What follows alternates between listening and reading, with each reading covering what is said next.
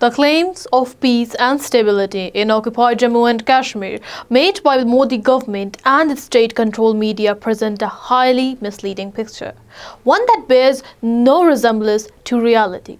Since the abrogation of Article 370 and 35A in August 2019, which many terms as constitutional aggression, India has continuously asserted that order has been restored in the territory and the situation has improved. So much that there is no precedent for it in the past. However, ground realities, they completely contradict these claims. Nearly 1 million Indian troops, they continue to conduct the round-clock operations across the occupied territory, including raids, arrests, extrajudicial killings, humiliating identity checks, property confiscation and dismissals from jobs.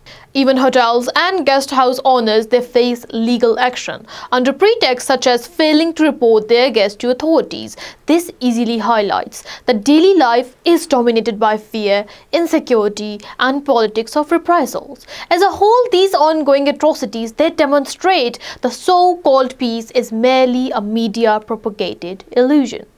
While the Kashmiri people, they live under constant stress, fear and uncertainty.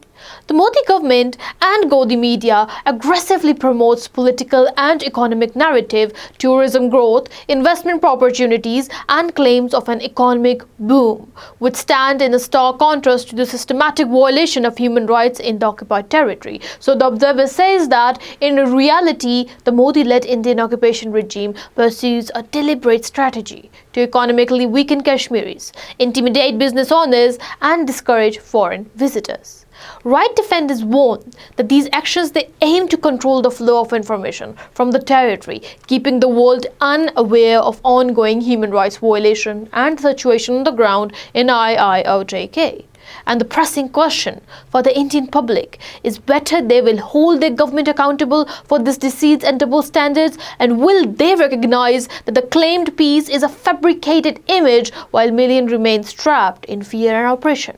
Without transparent information at both domestic and international levels, the situation grows increasingly dangerous and inhumane, placing a moral responsibility on the Indian people to demand answers from their rulers.